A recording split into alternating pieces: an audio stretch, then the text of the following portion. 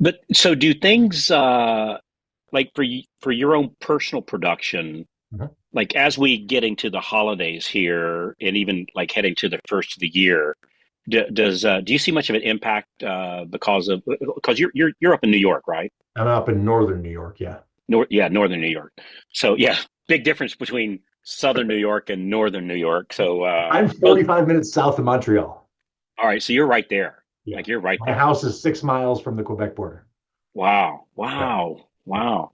So do you see a difference this time of year as things not just the holidays, but as it starts getting a little colder outside? People I would only assume less people buy houses, is that right?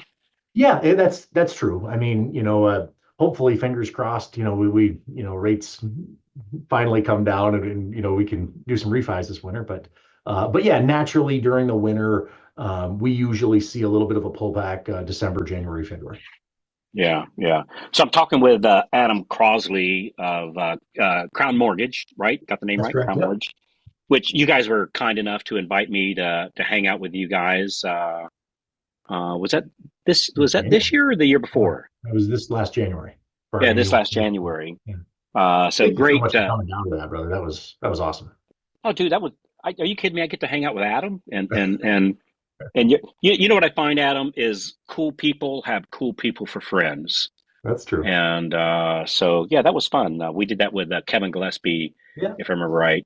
We did that. So you do a couple of things. So I do. you're a top producing loan officer.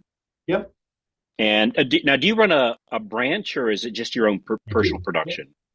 Small branch, but yeah, I run my own But branch. okay, and on your branch, do you do most of the business in your branch, or is it your loan officers Yeah, it's collectively do most? primarily me, probably 80/20. Okay, yeah, that's pretty typical. So I've got some numbers written down here, and if I'm off on one of these, Yeah, you may or may not have them in front of me, but if it sounds about right. yep, So I got here that like last January, you closed around five, February five, right? correct. March three, Yep, April nine, May 12, June 8, July 9, August 9. But wait, here's where it gets interesting. September 17, October 17. Now, uh-huh. I would have thought that I would have, and we did. I see you did a little bit of a spike, like April to May, right? You had Uh-huh. a nice little spike, but We you get our closed spring melt more up here, and spring people. melt. Yep, yep. Same down here in Tampa Bay, Florida. We have the Yep, spring melt, right? yep, Right. Um, so, but then you went October, so August you did nine, September 17, so that's almost a doubling, yep. and then October 17. So it was like it wasn't just a lucky month; That's it was correct. two Yep. consecutive months at a time of the year when most people are kind of slowing up a little bit. Do you typically see a bump there in the fall, or was something different this year? Something was different this year. I got in your alliance, so I was Alliance Group One, and Yeah, um, really, I mean, I've been doing this for 16 years, and I've been in and out of coaching most of my career. You and I first met back in I think 2013, yeah, and so I knew what to do. I just wasn't consistently doing it.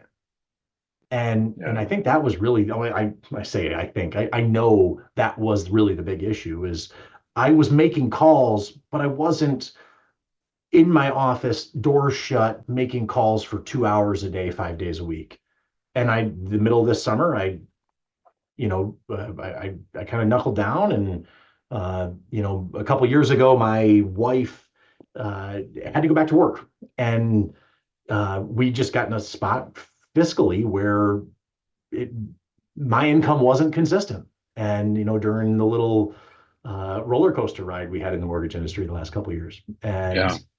and she didn't need to work before. She chose to work for a while, and then when we had our fourth son, she was like, I'm gonna take some time." And she took 2.5 years off, and then she had to go back to work for about a year and a half. And so I made a promise to her that I'm gonna do my job at a high level. And imagine that a month or two later, the deals start. We basically double our production, and it stays consistent. And then November we should be 15, 16 closings as well. So Good for you, man. Thanks, brother. And I tell you, man, it couldn't happen to a nicer guy. I really appreciate that. I, I got a couple things out of that. So the first I got was a big fat why, why do we Yeah. want to get more?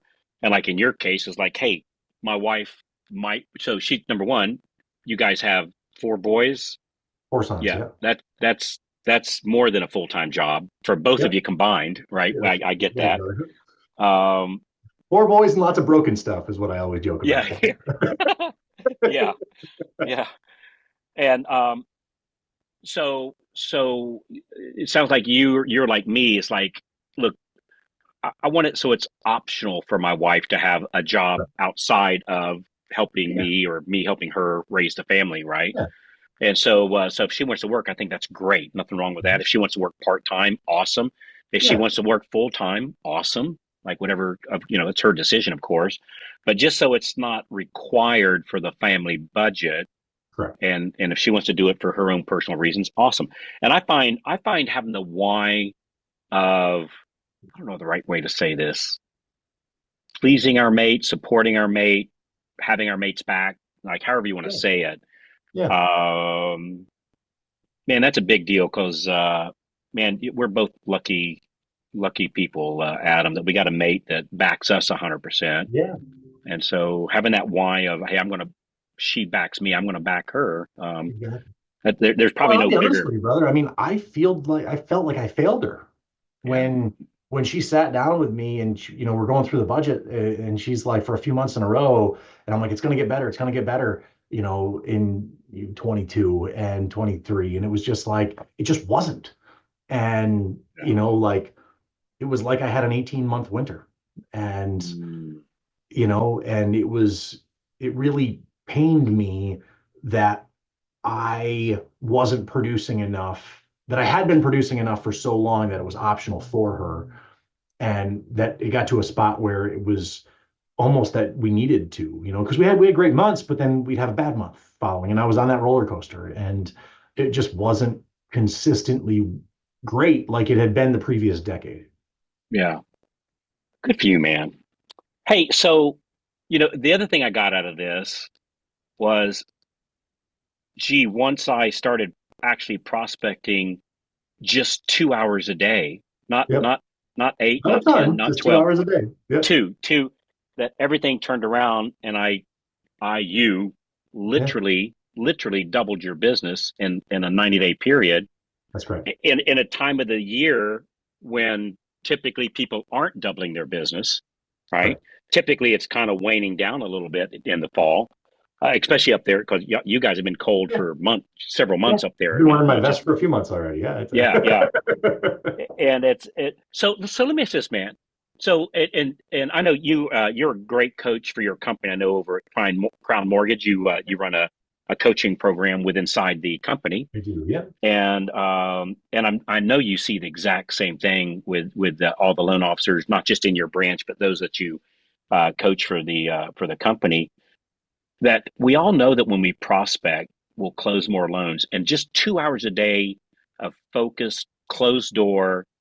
I'm making my phone calls, prospecting. In your case, made an extra, what was it, 8 loans for the month. And so Correct. if we just, and I'm not going to ask your numbers, but we use a hypothetical $3,000 per closing on this About podcast, right. right? Go, Yeah. some are more, some are less, but just an overall number. So we're talking about an extra, 7 or 8, let's say eight, an extra eight times three is 24. It's Hmm. an extra 24 grand for the month. Hmm. So we see this happen over and over and over again. And the people listening to this today hear about it over and over and over again. Yet the discipline to actually do it, unless we got somebody watching us, it's funny how it works. Yeah. Unless we have like an accountability peer group, it just doesn't seem to happen.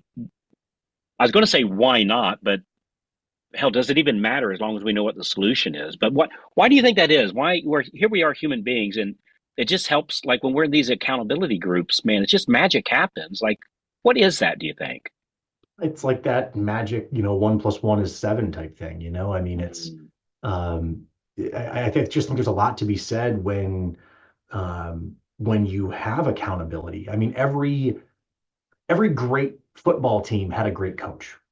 You Mm. know, anybody I think in life that does anything great is guided there, you know, and I think you have to have a great mentor to to show you the things that you can't see, even though they a lot of times should be obvious, and to hold your feet to the fire. And sometimes it's hard. Is like this is silly, but uh, I've got all these little army men right here in my that I keep right on my windowsill, and I've got 10 of them. And on days like when I need to play a game with myself and I need to gamify it, I'll every time I don't get a no for an appointment, I just knock them over.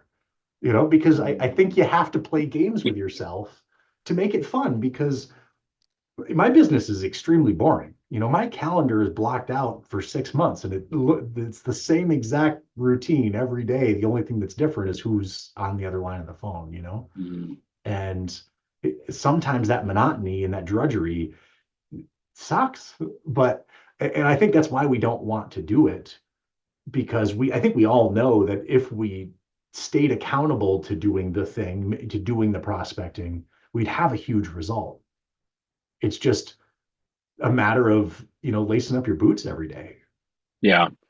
I think there's something magical about, and we've all heard this story that when geese fly, they Mhm. fly in formation, right? That V formation, and and they're honking, right? Uh-huh. I think that's what you call it. When the geese, when they're Uh-huh. flying, they're honking when they're flying, and it's been told to me that the only one that doesn't honk is the leader, because the leader is I was going to say breaking wind, but is breaking the draft, right? Yeah.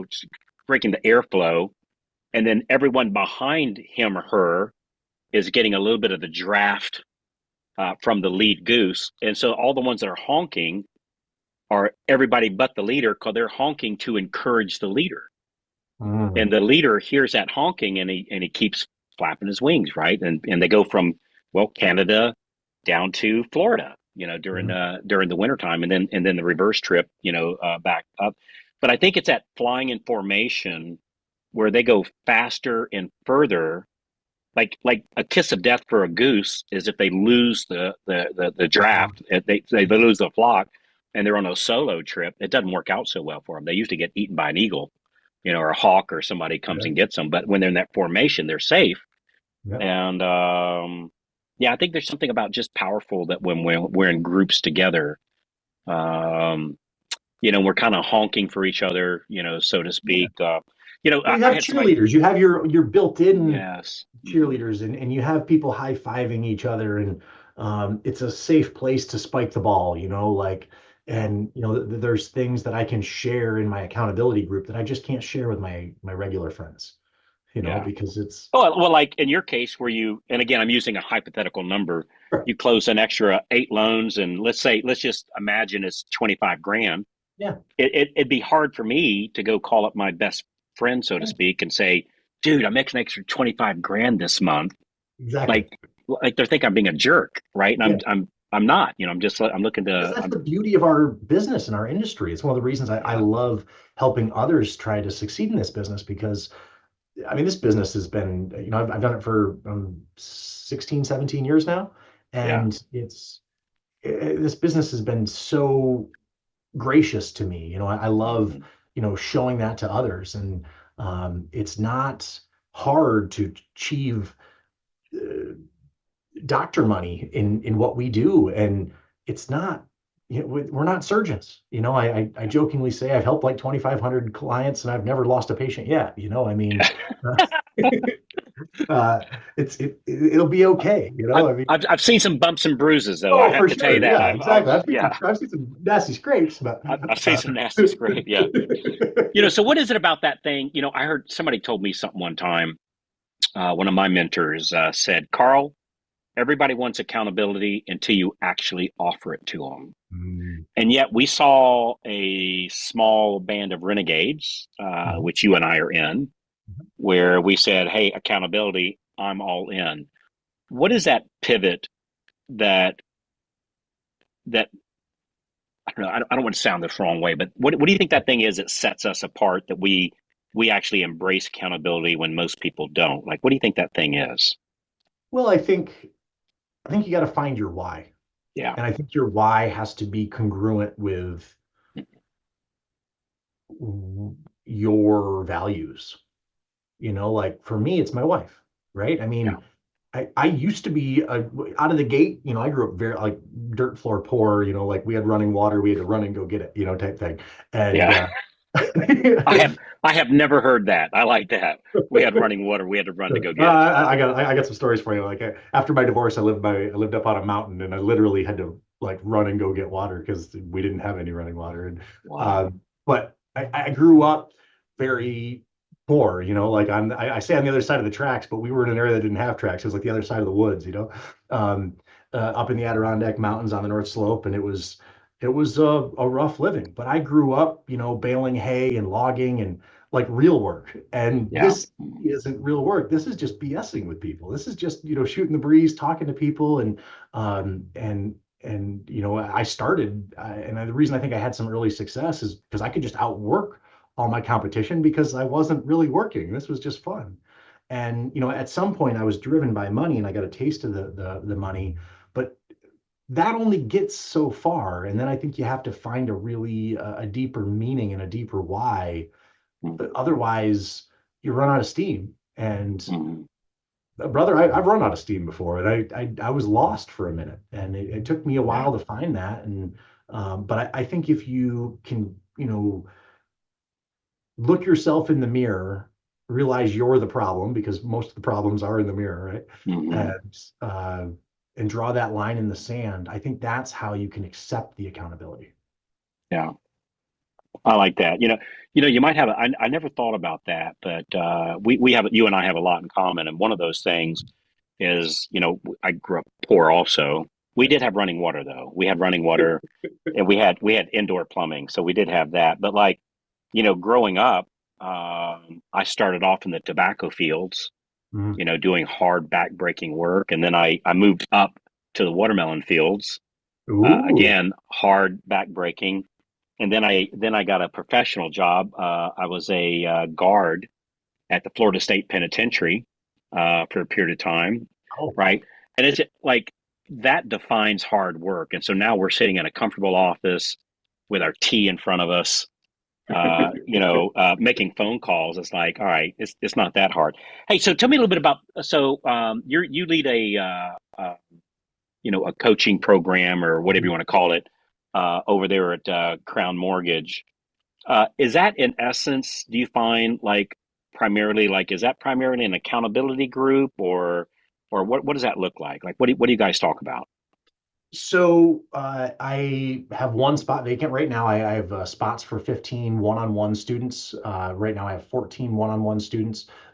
Mostly our top producers. There's some people that are, newer in the industry or, that are coming up, but everybody's at a different stage in their business, but everybody's got problems in their business.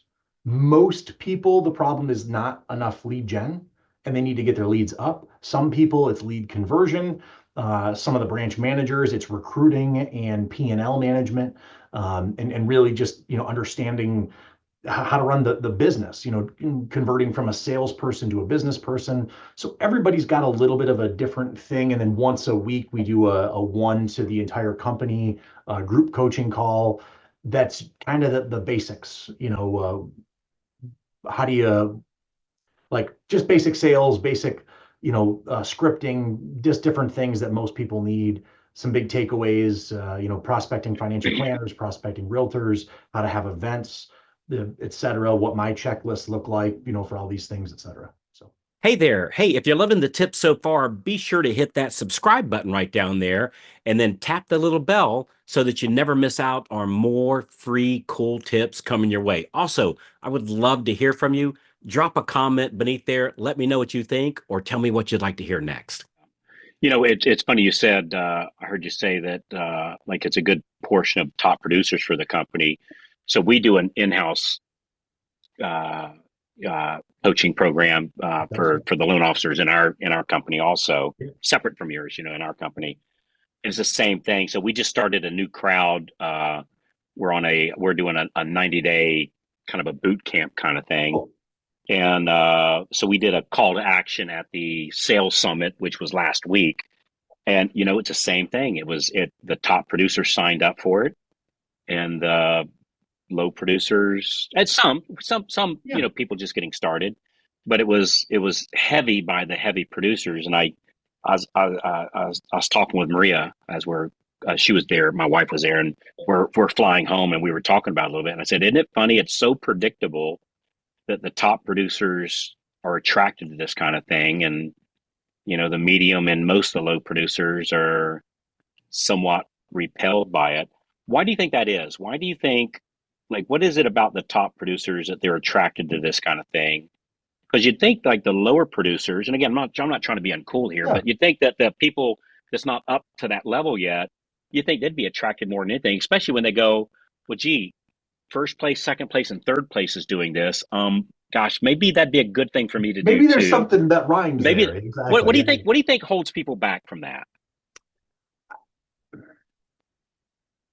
It's a great question. I think a lot of it, I think once you've tasted it, I think it's easier to try and to grow because you know that it's possible. But I there's the old story of the 4 minute mile, right? Like when you know that something's been done. Like I remember as I was coming up in my career and all the and all the coaching and just following the industry, like I had started hearing people break 20 loans a month. And 10 years ago, that was kind of unheard of. Yeah. And then I was like, okay, so I wanted to hit 20 loans. And then I hit 30 and we just kept growing and growing. And and now it's kind of at a point where it's like because we've done so much, even to do 10, 12, which is, respectable, amazing numbers.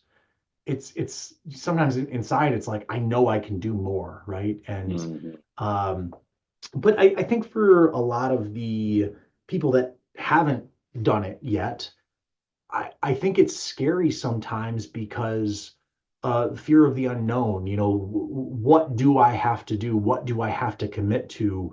Um, yes, you could make a lot of money, but how much time is it going to take? And the inverse that I have found is the more productive I am, the less time and effort I need to input. Mm-hmm. It's I think there's the old adage of the two lumberjacks, right?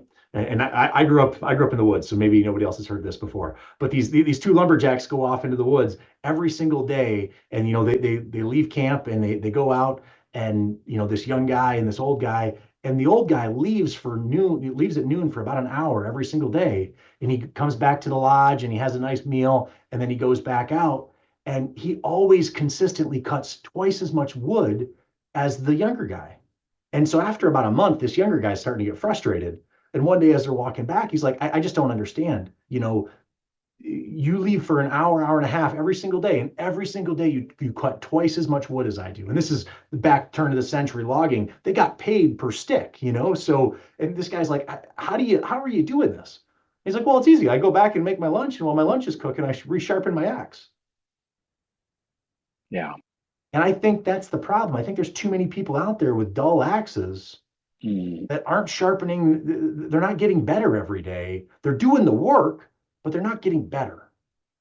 And I think you have to focus on improving, and you have to focus on personal development. You have to focus on, copying what the greats are doing so that you can become great. You know what? I just think of this as you were talking there and sharpening the axe. Real good stuff. Um, and I heard you say, working on personal development as part of the sharpening the axe. I think you got something there for sure. I think it's a little bit of imposter syndrome. Mm, Like they think, well, yeah, Adam's doing double digits, but he knows so much more than me. He's so much greater of a person. This is a stuff going in their head, right? He's Yeah. so much greater of a person than I am. I'm just me, and I think a little bit of I'm not worthy is mixed in with that. Mhm. Like, who am I to close that many loans? And if I'm closing that many loans, I mean, we're talking, you know, $800,000 of income, $1 million of income, $500,000 of income. And I think a lot of people have a hard time swallowing that pill that I'm not worthy of. Man, I really struggled with this one a lot. I remember when I hit my first million W-2 income year, which is pretty early in my career. Um, I thought, oh my God, if they ever find out it's just me and I'm just this scared little boy sitting at this desk, that all this is going to come, I was lucky and there's no way this can happen again. And man, I had that same conversation for like 5, 6 years running. I was into seven figures at that time. And the whole time I just kept thinking, I'm on a lucky streak. Like this can't, Can't and, go on. what's that? Can't go on forever. I'm just on a Yeah, yeah, streak. yeah. And I think, it took a long time for me to understand or to believe, and I hope this sounds okay, but we are worthy Mhm. of just great things. And as long as we do the activity, the results, in my belief system, the results will happen. Like they're not going to happen just because I believe they'll happen. They happen because I take action, like you have. You're Sow the you're seed. you're seeing this great result. But I don't know. I think there has to be this thing of that I'm worthy of it, and again, not in an uncool way, but like it's okay for me to make a lot of money. It's okay for me to close 18 loans when most people are slowing down. I don't know. I don't know if I'm making any sense here or not, No, but I think you're making a ton of sense. And I think you have to, early in my career, I actually, this is going back, and uh, I had a lot of that, and I had a lot of feeling I wasn't worthy and a lot of chasing when I was younger in my career. And yeah. I'd go to a lot of conferences and I would see these people that were just doing well. And every time I thought I was doing well, somebody else would like break another record. And I was like, and I was chasing, right? Yeah. And I'll never forget this. This is probably pushing a decade ago, and you were on stage, and it was like you were talking to me. I'm in this room of 300 people or whatever, Mm.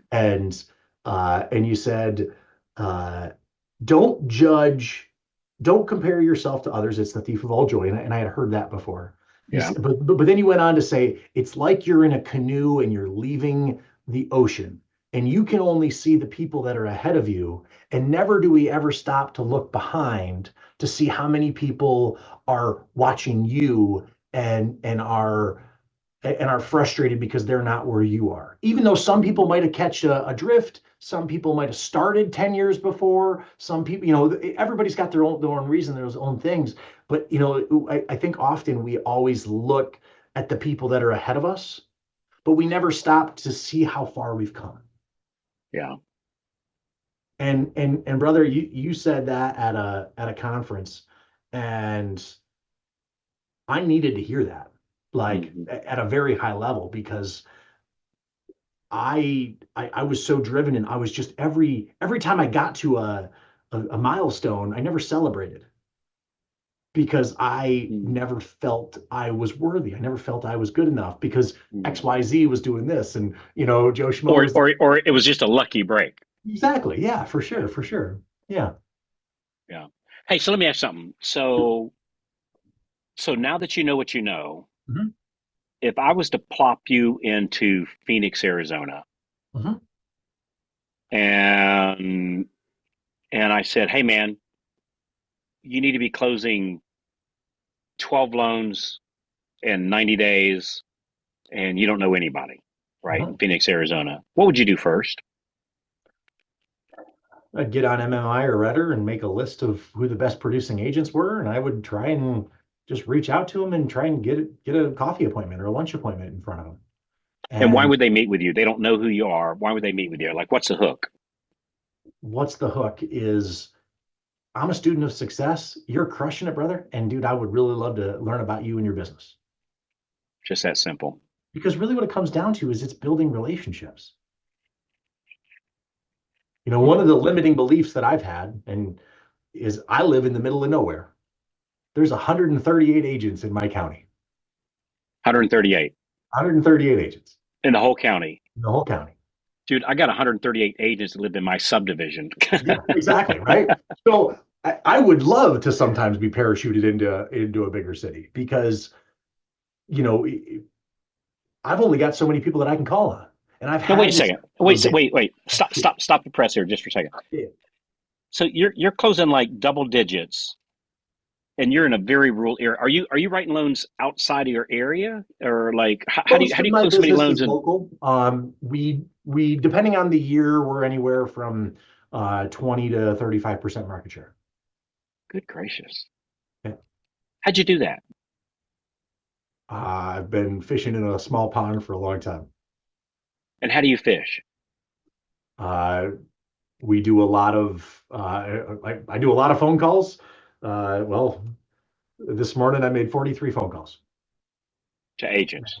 So I do that. I do make a lot of calls. We're doing an event to sponsor the foundation at the local hospital this week. It's our annual Friendsgiving event. So I like events, and because I live in a rural area, I like to get belly to belly with people. So we do a lot of lunch and learns with the agents. We do a couple of happy hours a year. I've actually next week will be 500 days without a drink for me. So I've cut that way Good for you, back. And man. thanks, brother. Good for you. And so we don't because I don't drink anymore. So I don't do as many of those anymore. Yeah. But yeah, so we do that. We do an event every year. We raise money for one of the local charities. This is our big Friendsgiving event. And then January, February, it's usually kind of slow. So we usually rent out a theater, which is dramatically cheap, actually. And we rent out a theater and we invite all of our past clients too. And that's always a great event as well. Wow. So in your area, when you say like you probably literally know everybody Yeah. as far as like you like the real estate agents and title companies. I mean, like literally you probably like literally know everybody. That at Pretty least does much. it Yeah. full time. Wow, that's amazing, man. A 30% market share is high. Like Yeah. that's really, really, really high. I think most of us, if we're getting a truthfully like a 1 or 2% Yeah. market share, is considered pretty epic. So good for you, man. You So know, one of the really cool things about being in a bigger producer in a small pond is like sometimes we have multiple offer situations, right? And one of the hard, unique circumstances we have is there might be 5 offers in on the house, but we've got 3 of them. isn't that interesting? You know, so it's Wow. so sometimes that can get a little confusing because sometimes the strategy that I use is I call the listing agent, but sometimes it's hard when I have more than one buyer on the same property, you know. Um, Dude, I don't know that it's I've like, I'm rooting ever. for this one. No, I'm rooting for this one. And it's anyway, so it's you know the different set of challenges, I should say. Dude, I don't think I've ever in all my years and out of the tens of thousands of loans at this point, I never thought about that in a smaller area you could be on multiple offers for the same property. How fun is that? And sometimes I call the listing agents because you know there's certain listing agents and it's like, okay, you and I are going to get this. Which one should we go with? Yeah, You which know? one should you pick? Yeah, I don't know. So on your team, Yeah, again, since you're in a more rural area and you don't have a huge talent pool, I would assume to put just by the law of numbers, right? yeah, Does your team do y'all work under one roof and local, or is some of your that's correct. team? Yeah, this is I bought a strip mall a few years ago, completely remodeled it. That's where we stand today. Everybody is under one roof except for a dialer who lives remotely. Wow. You do you go to the office every day? We do well, yeah. I mean, I, pretty much. I say every day, but I'm using air quotes here. But every day, pretty much every day. Very interesting. Hey, so what's next, man? Anything on the horizon, or is it just more of what's already working? Uh, so, and this is another thing I'm so grateful for you for, brother. Like, you since April, I've been saving 25% of my income, Oh man. just stockpiling it away. You know, I think these last couple of years I had a little bit of a rough patch, and I had a rough patch because I wasn't saving enough. Mhm. I'm a real estate guy. That's why I'm in finance. That's why I do. So I've been buying a lot of apartments and I've been building a real estate team. So I have an on-staff property manager and a on-staff maintenance guy, and we've been picking up a lot of rentals. And so now, we're still saving, a bunch, but we're just putting a bunch into the pile to eventually buy more real estate. And since I've been driving that wedge, and because the numbers are getting bigger, I just closed on 12 apartments last week. And so what's next is, Adam's going to stay in mortgage lane and keep doing his thing, but we're going to start to really build a nice large rental real estate portfolio. And I'm just extremely excited about that. Yeah. You know what? I tell you, I remember when the first time it happened where my investments made more than my efforts did, Yeah. right? That what was in my 401k or stock market or whatever, I'm not going to tell people what to invest in, but whatever, Yeah.